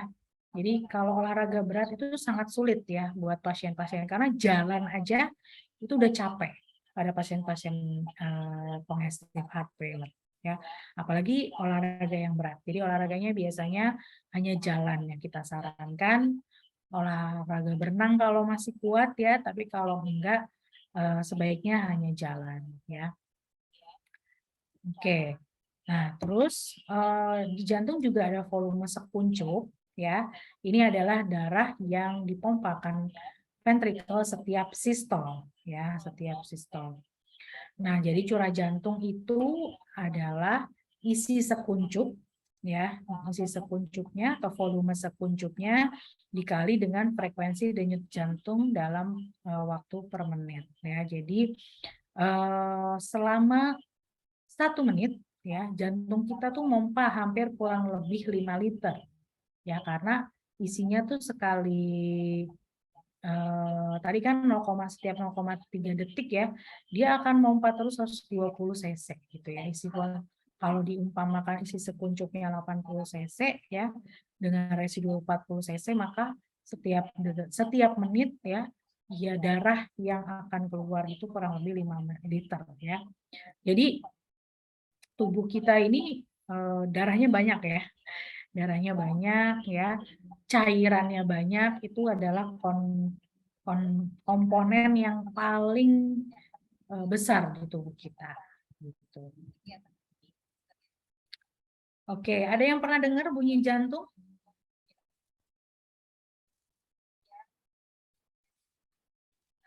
Ada yang pernah dengar nggak? Endah mana Endah? Iya, Ibu. Oke. Pernah dengar suara jantung Anda? Eh, pernah, Bu. Tapi yang itu, Bu, kayak kakak saya kan waktu hamil itu pernah cek bayinya, pernah cek kandungan, itu dengar bunyi jantungnya, Bu. Oke, itu berarti dengarnya pakai Doppler ya. Itu namanya Iya, denyut jantung janin, DJJ ya. Tapi kalau dari diri kalian sendiri pernah ngerasa deg-degan nggak? pernah, Ibu. Pernah ya. Oke, pada kondisi adrenalin tinggi ya, jantung kita akan berdebar lebih kencang ya. Jangankan harus pakai stetoskop ya, kedengeran pakai kuping aja kita dengerin tuh bisa ya, gitu. Jadi jantung kita aslinya ya kita bisa dengarkan suara normalnya harusnya ada dua, hanya loop dan dup ya. Jadi deg-deg gitu ya. Itu adalah suara katup kita sebenarnya ya. Ketika katup anterioventricular nutup dan semilunar nutup, makanya membunyikan membuat bunyi itu ya, ada bunyi jantung S1 dan S2 gitu. Nah, nanti kalau kalian ketemu pasien, bunyi jantungnya kok nggak 2 kali ya, nggak lup lup lup lup lup lup gitu ya. Tapi bunyinya kayak tapal kuda yang tertek tertek tertek tertek gitu ya. Nah, itu ada kelainan namanya bunyi bising atau bunyi murmur gitu, di mana katup-katupnya ini bermasalah gitu. Jadi itu yang disebut dengan penyakit katup jantung gitu ya. Jadi katup 4 ini bisa bermasalah. Mungkin pernah dengar ya, ada yang katupnya bocor ya, ada yang katupnya tidak berfungsi dengan baik. Nah, itu penyakit pada pasien-pasien jantung ya. Oke. Tadi kita sudah bahas dari sisi sirkulasi ya, sekarang kita ke sisi konduksi ya. Oke. Konduksi ini adalah sistem sebenarnya kelistrikan di jantung ya. Jadi di jantung itu punya sistem kelistrikan ya, kayak PLN. Ya, kalau nggak ada listrik ya, jantung kita juga nggak mau berdetak. Tadi temennya juga udah bahas sedikit ya. Ada beberapa poin penting dari kelistrikan jantung, yaitu yang pertama S-anode. S-anode ini adalah electrical pacemaker. Jadi ibaratnya dia gardu utamanya ya, gardu utamanya listrik di jantung kita ya. Kalau nggak ada S-anode ini, listriknya benar-benar nggak nyala gitu ya. Nah, ini yang kalau pada pasien jantung SA-node-nya bermasalah itu dipasang pacemaker, ditanam gitu ya, supaya ada listriknya gitu. Nah, sinoatrial nodes ini dia letaknya ada di dekat katup ya, katup dari vena cava ya. Nah, dia akan membawa listrik ya sampai ke avenot. Nah, avenot itu adalah anterioventricular nodus. Di sini impuls dari listriknya itu akan dibawa ya, mengelilingi seluruh atrium. Ya, listriknya akan mengalir ke seluruh atrium sampai ke batas atrium ventrikuler. Selanjutnya adalah bundle His. Bundle His ini adalah kelistrikan ya, jalur listrik di antara atrium dan ventrikel gitu. Jadi setelah nyampe ke S-anode, listriknya akan dibawa ke bundle His. Setelah itu akan didistribusikan lagi tuh listriknya ke seluruh serabut Purkinje namanya ya. Berkas Purkinje atau serabut Purkinje. Jadi nanti seluruh ventricle ini ya akan terkena listrikan jantung gitu ya. Jadi alurnya adalah dari sini ya yang warnanya ungu nanti sampai ke seluruh ventricle. Ya, itu adalah alur konduksi jantung. Ya. Nih, tadi yang saya jelaskan ya, S-anode itu ada di dinding atrium kanan, muaranya di ujung dari vena cava superior ya. Kemudian dia akan nyampein impulsnya ke avenot ya, itu ada di sekat arterium ventricle, kemudian akan dibawa ke berkas His ya, sampai nanti diedarkan lagi ke seluruh ventrikel melalui serat Purkinje. Oke. Karena memang tadi ya kita itu ada kelistrikan, maka bisa direkam ya. Di sini ada yang pernah merasakan direkam jantungnya pakai EKG? Pernah, Ibu. Oke, Sabrina pernah. Yang lain? Pernah, Bu. Oke, Pernah, banyak Bu. ya yang pernah. Evi juga pernah. Oke, good. Nah, jadi EKG ini sebenarnya yaitu melihat ya alur kelistrikan di jantung kita ya. Tujuannya apa? Supaya kita tahu. Jadi ada yang namanya setelah ada hasilnya itu dibaca, diinterpretasi ya. Di situ kita bisa tahu ada gangguan irama ya, ada hipertrofi ya. Kemudian ada hipertrofi itu pembengkakan dari miokardnya ya, dari jantung, dari apa namanya? Dari otot, miokard itu otot jantung. Nah, kita bisa tahu adanya kelainan miokard, kita tahu adanya gangguan keseimbangan elektrolit ya, kemudian dari efek obat-obatan ya, penilaian fungsi pacemaker ya, sama perikarditis ya, atau radang di daerah perikardial. Kita bisa tahu dari situ. Nah, ini ya yang akan dipasang. Nanti kalian akan praktekkan ini di laboratorium ya. Itu. Jadi nanti kita akan memasang yang pertama 4 kabel elektroda ya, ada di tangan kanan kiri. Kemudian kita juga akan pasang lead-nya V1 sampai V6 itu di sekitar dada. Ya. Jadi nanti kalian lihat tuh, kalau warna merah taruhnya di pergelangan tangan kanan ya. Kalau warnanya hijau ditaruhnya di kaki kiri. Warna hitam di kaki kanan. Warna kuning di pergelangan tangan kiri ya. Nah, terus kalau yang masang di dada tuh gimana ya? Masang yang di dada ini nih, V1 itu ada di interkosta keempat ya, garis sternum kanan. Nah, V2 di sebelahnya, cuman dia garis sternumnya kiri. Nanti kita akan belajar meraba ya. Interkosta itu namanya sela iga. Jadi kita masangnya bukan di atas iga, tapi di sela iga-iganya. Nah, V3 itu pertengahan dari V2 dan V4. Jadi cara masang V3 itu cari dulu V4-nya. Di mana V4 itu adalah di interkosta 5 di garis pertengahan klavikula kiri ya. Jadi klavikula kiri itu adanya biasanya di bawah mamai ya. Nah, V5 ada di aksila depan sebelah kiri dan V6 ada di aksila sebelah belakang kiri. Ya, aksila itu ketiak ya. Jadi ada yang di tengah-tengahnya ketiak maupun ada yang di paling belakangnya ketiak. Itu nanti kita pasang lead-leadnya di dada ini untuk dibaca. Nah, ini gambarannya nanti. Kalian akan dapat yang namanya gelombang P ya, terus gelombang Q, gelombang R, ya, gelombang ST gitu. Nah, di sini kita sebenarnya bisa baca ya. Di sini gelombang P itu adalah masa ketika arteri itu melebar ya.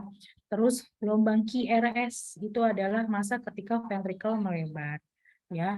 Terus ST segmen itu menggambarkan ketika dia mulai mengecil. Jadi dari situlah kita akan tahu ya, ntar kalian akan belajar, walaupun ini belum belajar interpretasi ya, tapi besarnya gelombang, terus kotaknya ya, di situ kita bisa interpretasi apakah ada gangguan atau tidak ya.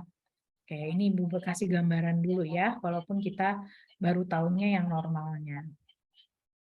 Oke. Ya, sampai sini ada pertanyaan? Kelas kita sampai jam 10 ya? Izin menjawab, iya, Bu. Ya, oke. Nah, ini Ibu juga ulang lagi ya terkait darah. Tadi temannya yang presentasi sudah menjelaskan ini ya. Di awal ada contains darah kita tuh banyak ya. Ada plasma dan ada keping darahnya ya. Keping darahnya ini tadi ada platelet. Platelet apa kalau bahasa Indonesianya? Izin menjawab trombosit, Ibu. Ya, ada trombosit yang normalnya 250 sampai 400.000 ya, harusnya ada di tubuh kita. Terus ada leukosit ya. Leukosit ini artinya apa? Sel darah Putih. putih. Ya, eritrosit yang sel darah merahnya ya. Nah, leukosit ini isinya juga banyak ya, macam-macam. Ada neutrofil, limfosit, monosit, eosinofil, sama basofil ya. Oke. Sedangkan kalau plasma isinya apa? Plasma isinya ada protein, ada air, ada zat lain ya. Protein ada albuminnya, ada globulin, fibrinogen ya. Fibrinogen ini nanti yang berperan dalam proses penutupan luka. Sedangkan zat-zat lain itu ada ion, ada nutrisi lain, ada sampah produk sampah, ada gas ya, dan substansi regulatori yang lain ya. Ini juga tadi sudah dibahas ya, eritrosit itu darah merah yang intinya kalian harus tahu darah merah dia punya hemoglobin ya. Fungsi hemoglobin ngapain? Ada yang tahu nggak? Mengikat oksigen, Ibu. Ya, betul ya, bagus. Jadi fungsi dari eritrosit yang mempunyai hemoglobin dia ngikat oksigen. Oksigen ini harus diikat supaya bisa dibawa ke seluruh sel dalam tubuh kita ya. Oke, sedangkan kalau leukosit ya, fungsinya apa kalau leukosit?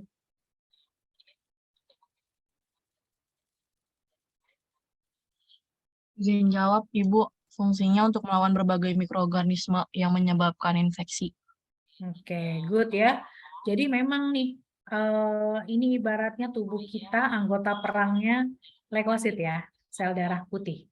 Ya, jadi kalau kita itu kena mikroorganisme lain ya, yang bersifat patogen, misalnya bakteri, virus, kemudian jamur, kemudian hewan-hewan lainnya yang bisa membuat kita infeksi ya, maka armada perang kita tuh akan muncul. Jadi kalau kita sakit, leukositnya tuh akan meningkat. Tujuannya adalah sebenarnya dia ingin melawan mikroorganisme yang tidak normal ya, yang masuk ke dalam tubuh kita. Nah, ini macam-macam fungsinya ya. Neutrofil itu untuk melawan bakteri ya. Eosinofil itu nanti muncul kalau kita alergi ya. Monosit itu untuk ngancurin bakteri ya. Terus limfosit yang buat ngenalin benda asing yang masuk ke dalam tubuh. Jadi masing-masing bagian dari sel darah putih itu punya peran. Nah, terakhir itu ada trombosit ya. Kalau trombosit ini berfungsi sekali dalam pembekuan darah ya. Ini bedanya ya, kalau sel darah putih ada neutrofil, eosinofil, basofil, limfosit, monosit ya. Nah, kalau platelet ini atau trombosit dia lebih kecil ya. Nah, dia karena kecil nanti dia akan merangsang fibrin ya, serat-serat fibrin untuk menutup luka. Nah, kalau eritrosit dia tadi seperti yang temennya jelasin, dia berupa kepingan ya. Kepingan warna merah. Nah, fungsi trombosit dalam mekanisme pembekuan darah, ketika kita luka ya, luka berdarah, trombosit ini akan pecah ya. Kemudian dia akan mengeluarkan zat yang namanya trombokinase ya. Setelah itu trombokinase akan berubah jadi protombin, terus protombin berubah jadi trombin, trombin akan berubah jadi fibrinogen, fibrinogen akan berubah jadi serat-serat fibrin. Ini nih serat-serat fibrin nih yang nanti akan nutup nih ya, yang warnanya kuning ya. Nah, dia akan nutup sel darah merah kita supaya nggak keluar lagi ya. Supaya nggak keluar lagi, lama-lama fibrin ini akan menghitam ya. Kan kalau kalian luka tuh ada yang suka ngopek-ngopekin nggak hitam-hitamnya. Ya, itu bekas dari fibrin ya. Gitu. Nah, oke, sampai sini ada pertanyaan?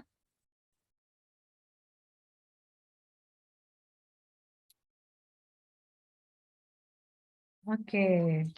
Udah jelas? Udah siap untuk kuis?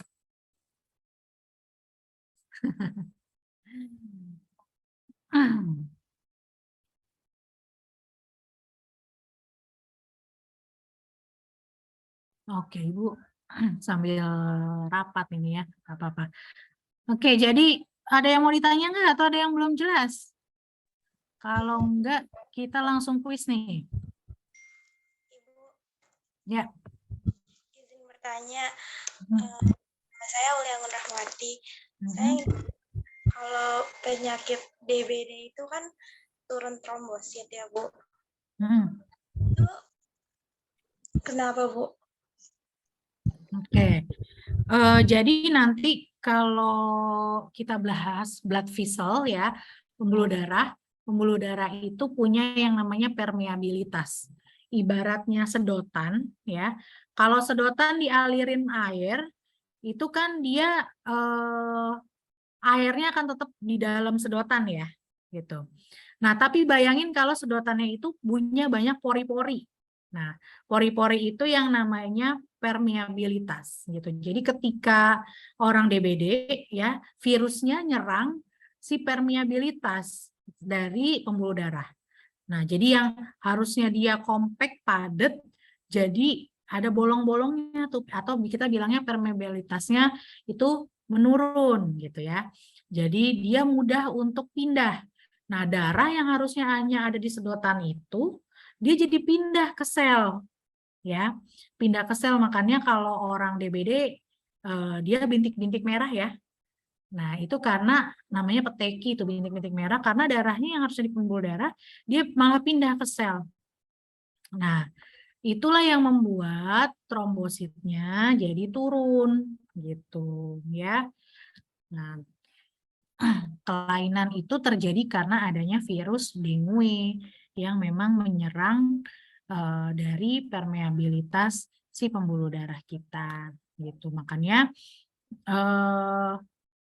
biasanya dikasih ini ya, antivirus atau obat penurun demam ya.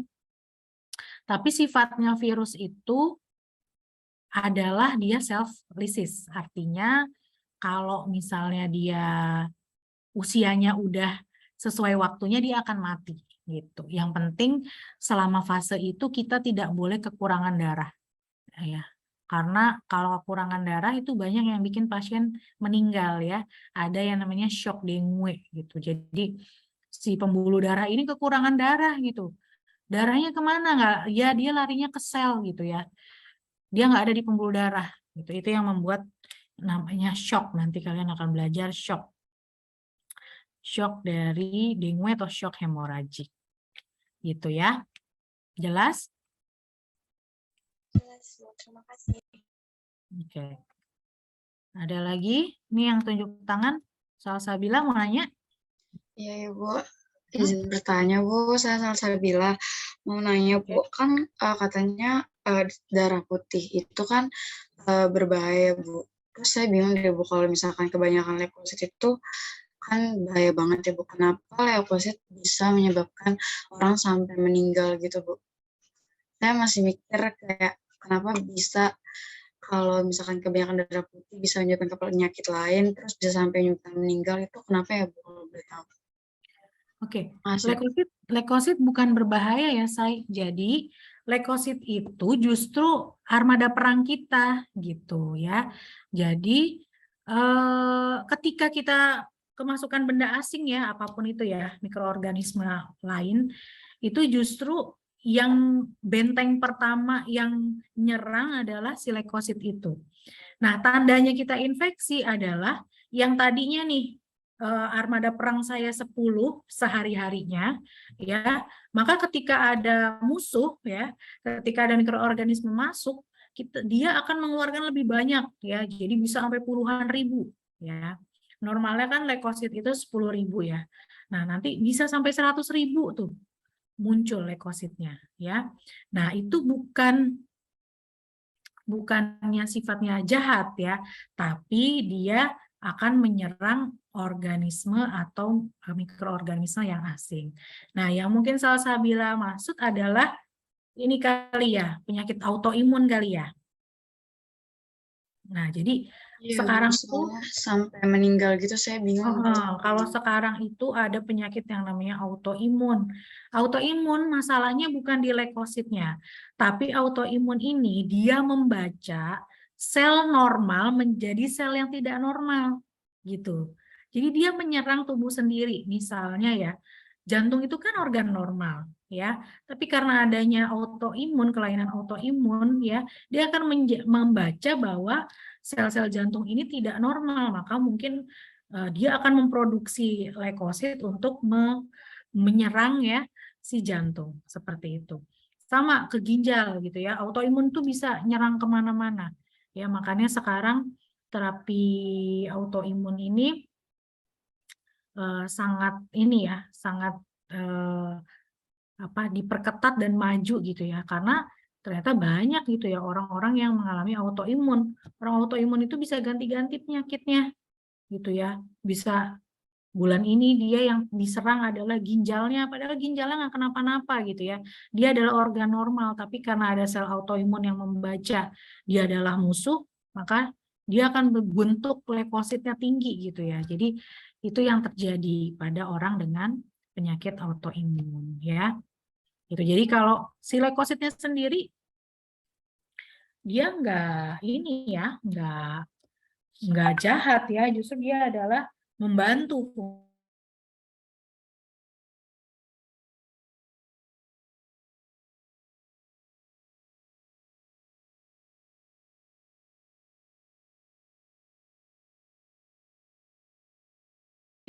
menandakan orang ini masih fase infeksi atau enggak adalah dari jumlah leukositnya ya.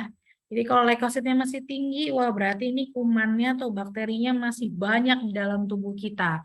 Biasanya akan digempur dengan obat ya, entah antivirus, anti jamur atau antibakteri gitu. Oke, Jessica ingin nanya? Jessica ingin nanya? Iya, Ibu kan tadi ngebahas tentang arteri koroner, Ibu. Ibu saya mau nanya, tadi kalau misalnya yang mengalirkan ke arteri yang mengalirkan ke serambi kiri sama bilik kiri, sama serambi kanan dan bilik kanan, apa ya Bu tadi? Saya nggak dengar, Ibu. Oke, jadi arteri koroner itu ada dua ya. Untuk arteri yang sebelah kanan, coba tadi ada yang tahu nggak apa namanya? Kita sama-sama ngulang.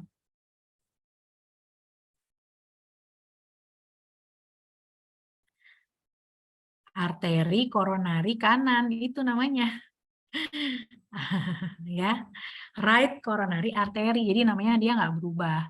Ya, kalau yang memperdarahi daerah kanan ya, atrium dan ventricle kanan ya namanya right atrium aorta, arteri, sorry ya.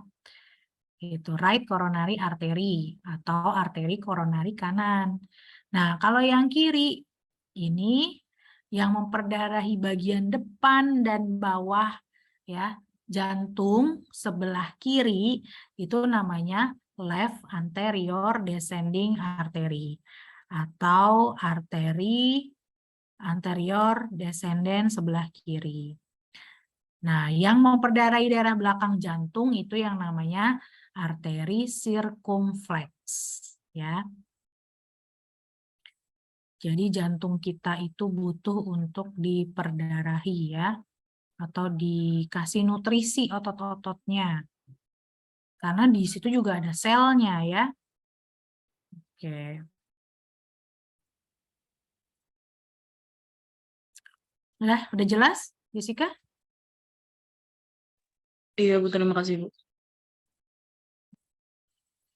Oke, Enda mau nanya? Iya, Ibu, izin bertanya. Kan ada ya, Bu, penyakit kekurangan leukosit. Itu saya mau nanya deh, Bu, penasaran aja sih. Ada nggak sih, Bu, kayak kondisi tertentu yang benar-benar gawat, kayak benar-benar dia ada seseorang yang kekurangan leukosit yang kayak mendesak banget, dan kalau misalnya emang ada, itu ada nggak sih, Bu, kayak yang namanya donor leukosit kayak gitu bisa nggak sih Bu? Ada nggak gitu maksudnya? Oke. Makasih ya Bu. Oke, good ya pertanyaannya nih.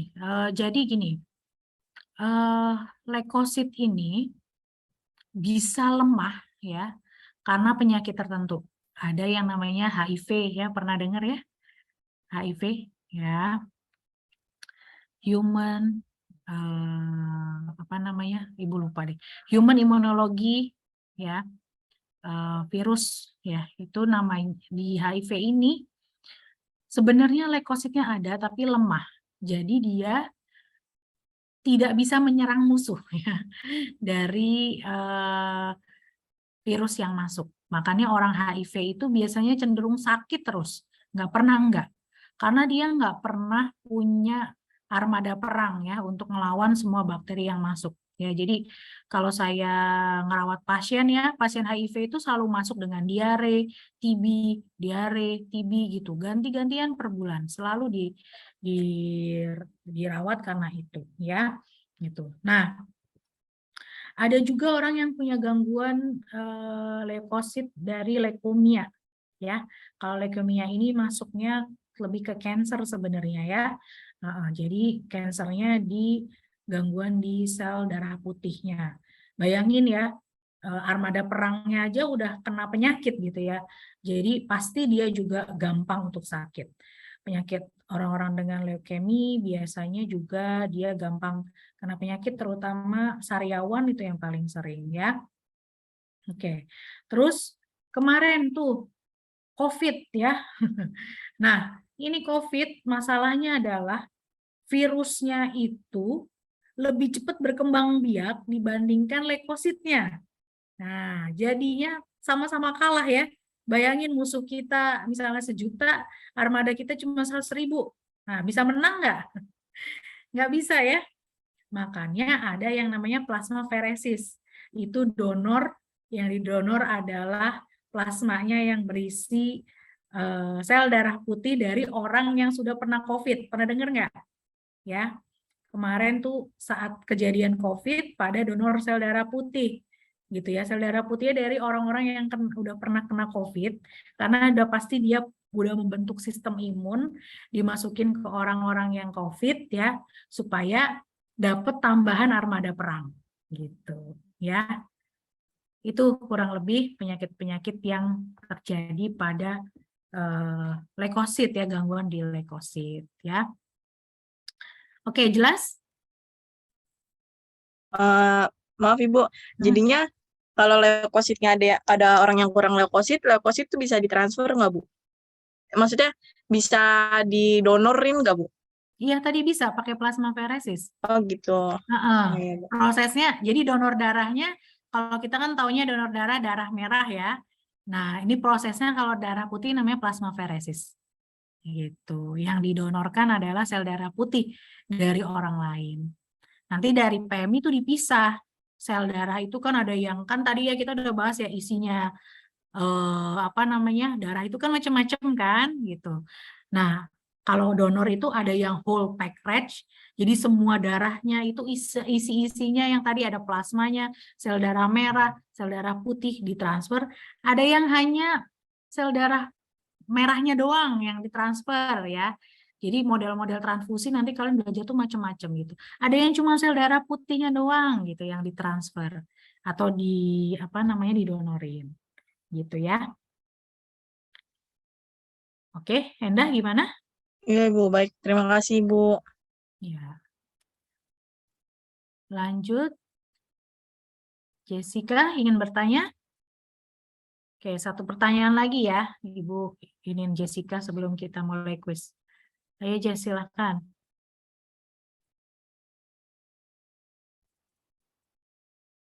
Masih mute sayang.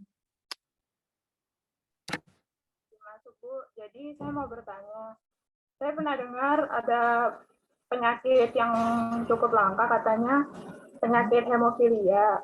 Nah itu tuh penyakit itu tuh terjadi kerusakan di bagian trombositnya tuh apa gimana ya Bu? Penyembuhan lukanya jadi nggak maksimal ya? Betul. Ya.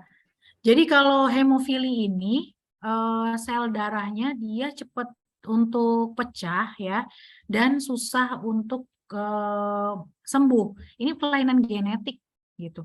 Ini kelainan genetik ya. Jadi hemofili itu bisa diturunkan pada orang yang berbakat hemofili gitu. Baiknya memang yang punya bakat hemofili tidak menikah dengan yang punya bakat. Kalau punya bakat ketemu bakat akhirnya jadi hemofili anaknya gitu ya. Nah, kalau bisa disembuhkan, nggak bisa disembuhkan ya karena ini penyakit genetik gitu. Ya memang yang dijaga biasanya adalah terapinya. Yang pertama dijaga tidak boleh luka, yang kedua dia nanti dapat terapi untuk membantu proses pengentalan darahnya kayak gitu. Itu dengan penyakit hemofili ya. Nanti ada hemofili sel sabit, jadi itu sel darah merahnya dia nggak lengkap, terus trombositnya juga nggak banyak ya. Ini emang penyakit genetik gitu. Baik Ibu, terima kasih. Oke, ya. Oke, saya rasa sekian ya untuk kelas kita hari ini. Saya akan evaluasi diskusi kali ini dengan kuis ya. Nanti link kuisnya saya akan kasih ke Sipen ya.